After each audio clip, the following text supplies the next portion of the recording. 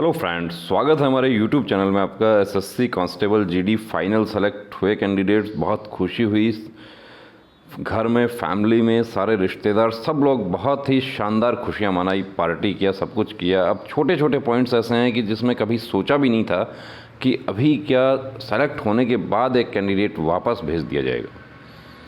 वो कुछ पॉइंट्स उसमें ऐसे हैं कि जो देखिए, जब उनका रिव्यू मेडिकल आता है वो फिट हो सकते हैं, लेकिन यहाँ पर कुछ ऐसे भी पॉइंट हैं जिसमें कैंडिडेट्स को रिव्यू मेडिकल का मौका नहीं दिया जा रहा है, उसको डायरेक्ट आउट किया जा रहा है। कुछ नॉर्मल पॉइंट्स हैं। ओवरवेट, अंडरवेट एक ऐसा ही पॉइंट है जिसमें मेडिकल ऑफिसर चाहे तो 2 किलो ओवरवेट होता है, उसमें भी आउट कर दें। अब एक कैंडिडेट का हम आपको लेटर दिखा रहे हैं जिसमें ओवरवेट में अनफिट किया। उनको ये नहीं बताया गया कि आपका 5 किलो, 10 किलो, 20 किलो कितना ज़्यादा है, सिर्फ ओवरवेट लिखकर उनको अनफिट किया है।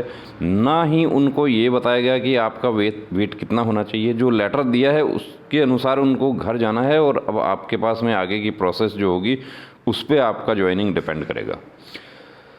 देखिए, यहाँ पर इनको दिया है कि एक तो इनको हार्निया का पॉइंट था, दूसरा इनका ओवरवेट है। एक्चुअली ओवरवेट जो है वो पॉइंट ऐसा है कि वो सेंटर में ही अंडरवेट हो जाएगा कि यदि ट्रेनिंग शुरू हो जाएगी तो रनिंग होगी, फिजिकल एक्सरसाइज ये सब चलेगा, फटीग चलेगा, तो कैंडिडेट ऑटोमेटिक अंडरवेट हो जाएगा। यहाँ तक कि जो आपके बेल्ट जो होता है उसकी छेद आपके कम पड़ जाते हैं, ये स्थिति हो जाएगी। कमर जो है वो इतनी पतली हो जाएगी ट्रेनिंग में कि पता नहीं चलेगा उसका कमर है या नहीं है।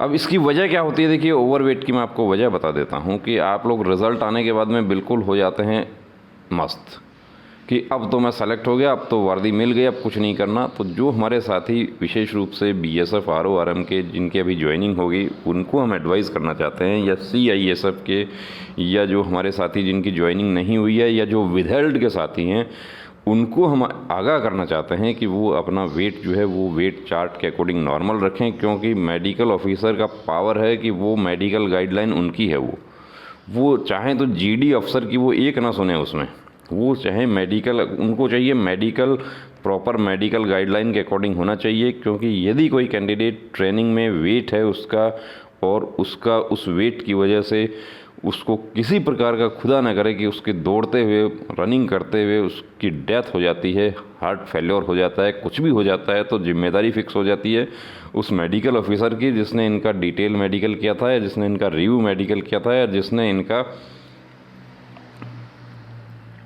ट्रेनिंग के टाइम पर मेडिकल किया था। इसलिए मेडिकल ऑफिसर चाहें तो वो कोई रिस्क नहीं ले, वो पूरा प्रॉपर मेडिकल गाइडलाइन के अनुसार मेडिकल करेंगे। और मेडिकल गाइडलाइन के अनुसार मेडिकल करेंगे तो आपका भी ये फ़र्ज़ बनता है कि आपका मेडिकल गाइडलाइन के अनुसार आपका मेडिकल जो है वो बिल्कुल सही होना चाहिए।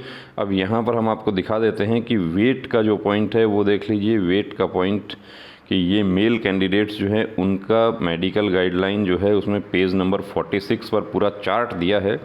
अब इस चार्ट में कुछ कैंडिडेट्स हमें मैसेज करते हैं कि ये चार्ट हमें समझ नहीं आया। इसमें समझने वाली ऐसी कोई बात नहीं है। हाइट सेंटीमीटर्स में दिया है, ये एज ब्रेकअप है। तो आप लोग मैक्सिमम जो है, हमारे साथी जो हैं वो एसएससी जीडी के हैं, चाहे रेडियो ऑपरेटर, रेडियो मैकेनिक जो भी हैं, फ़ौज में भर्ती होने वाले जो हमारे साथी हैं वो मैक्सिमम 28 से 32 वाले, मिनिमम वो 18 से 22 है। अब सपोज कीजिए कि आप 156 वाले, और ये छोड़ देते हैं हम, 170 मिनिमम हाइट होती है और आपकी 22 साल एज है, तो 52 से लेके 64 तक आपका वेट जो है वो चलेगा। यानी इसका एवरेज होना चाहिए इसका। यदि आपका 51 है तो भी आप आउट हो सकते हैं, और आपका 65 है तो भी आउट हो सकते हैं। उसके बाद उसमें मेडिकल ऑफिसर चाहें तो वो आपको बॉडी मास इंडेक्स कैलकुलेट करके आपको फिट कर सकते हैं। री मेडिकल में यही होता है, बॉडी मास इंडेक्स कैलकुलेट होता है। तो ये चार्ट जो है इसके अकॉर्डिंग आप अपना वेट ज़रूर रखिए। आप फिट हो गए थे, डीएमई में आप फिट हो गए थे, देखिए जो हमारे साथी डीएमई में फिट हो गए या री मेडिकल में फिट हो गए, आपका नॉर्मल पॉइंट था, आपने सर्जरी करवा के आप फिट हुए, जो भी पॉइंट था उससे कोई फ़र्क नहीं पड़ेगा आपका। क्योंकि यदि आपका ट्रेनिंग जो है वो आपका मेडिकल जो है वो होने के बाद 1 साल हो जाता है तो वो मेडिकल ख़त्म हो जाता है। फ़ौज में हर साल मेडिकल होता है, एनुअल मेडिकल आपका जो APAR होता है उसमें दर्ज होता है कि आपका मेडिकल शेप 1 होना चाहिए। शेप 1 क्या है पॉलिसी, वो भी हम आपको अलग से बताएंगे वीडियो में। तो जो हमारे साथी सेलेक्ट हो गए हैं उनके ऊपर वो शेप 1 पॉलिसी लागू हो जाती है, और वो शेप 1 पॉलिसी लागू हो जाती है इसीलिए ट्रेनिंग मेडिकल ऑफिसर जो है वो रिस्क नहीं उठाते, और वहाँ पर उनको डाउट लगता है वो कैंडिडेट को बाहर का रास्ता दिखा देते हैं। अब बोर्ड बनेगा, फोर्स हेडक्वार्टर निर्णय करेगा जो करेगा, लेकिन ट्रेनिंग मेडिकल ऑफिसर को डाउट लगता है तो वो अपना काम वहाँ पर कर दिया उन्होंने रिस्क नहीं लिया कि ये कैंडिडेट जो है इसको वाकई प्रॉब्लम हो सकती है, वेट ज़्यादा है।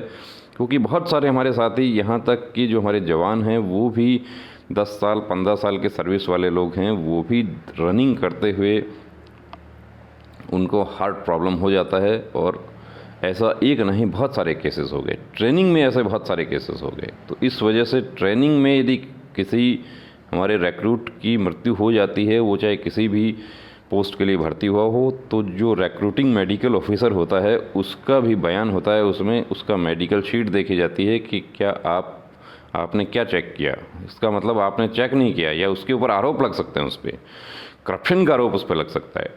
उससे बचने के लिए वो सब अपना काम इंटैक्ट रखने के लिए ये सब जो है पॉलिसी हो रही है, काम हो रहा है। तो जो हमारे साथी वेट जैसे नॉर्मल पॉइंट है उसमें भी आउट हो गए हैं, वो फिट हो जाएंगे, उनको मौका दिया गया है, उनको बाहर नहीं किया गया।